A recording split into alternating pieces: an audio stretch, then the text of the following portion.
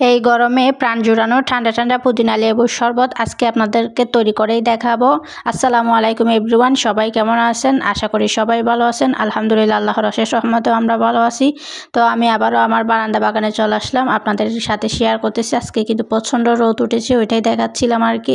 তো মূলত আমি বারান্দায় আসছি যে আমার পুদিনা পাতা নেওয়ার জন্য। তো আপনাদেরকে দেখাচ্ছি পুদিনা গাছে কিন্তু বড় বড় পাতা হয়ে গেছে, তো এগুলি আপনাদের সাথে শেয়ার করতেছি আর কি। তো এখান থেকে আমি কিছু পাতা নিয়ে নিব শরবতটা করার জন্য আর কি।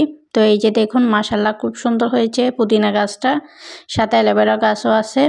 তো চলে যাচ্ছে সোজা পাকঘরে, দেখা হবে পাকঘরে। তো এই তো আমি পাকঘরে চলে আসছি, এখানে লেবুর জুসটা বাহির করে নিচ্ছি আর কি। এটা দিয়ে, এটা মূলত মালটা জুসার আর কি। তো এই তো এখানে আমি লেবুর রস বাহির করে নিচ্ছি, এখানে পুদিনা পাতা নিচ্ছি, তো সবগুলো একসাথে নিয়ে নিচ্ছি উপকরণ। তো এগুলা দিয়ে 4 গ্লাস মতো বানানো যাবে আর কি। তো এখানে আমি পুদিনা পাতা দিয়ে দিচ্ছি। তো আপনারা আপনাদের পরিমাণ অনুযায়ী নিয়ে নেবেন আর কি। আপনারা তো অবশ্যই কম বেশি জানেন জুসটা বানানো আর কি। তো আমি কীরকম বানাইছি এটা শেয়ার করতেছি আর কি জাস্ট। তো এখানে বিট লবণ দিয়ে দিচ্ছি আর কি আমার পরিমাণ অনুযায়ী। তো আপনাদের যদি ভালো লাগে আপনারা ট্রাই করতে পারেন।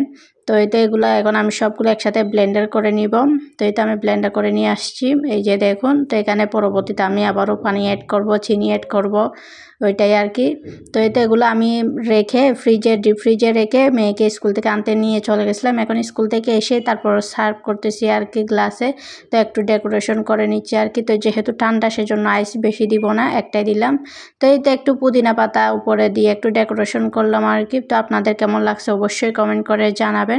এই তো আমার জুসটা রেডি হয়ে গেছে, পুদিনা লেবুর শরবত। তো এখানে একটা দিচ্ছি, স্ট্র দিচ্ছি। তো স্ট্রটা কোনোভাবে থাকতেছে না, কারণ গ্লাসটা ছোটো ওই কারণে আর কি।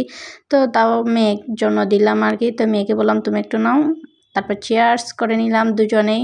তো মেয়েকে বললাম আগে তুমি খেয়ে দেখো কেমন হয়েছে জানাও। তো এই তো আমার মেয়ে খেয়ে দেখতেছে।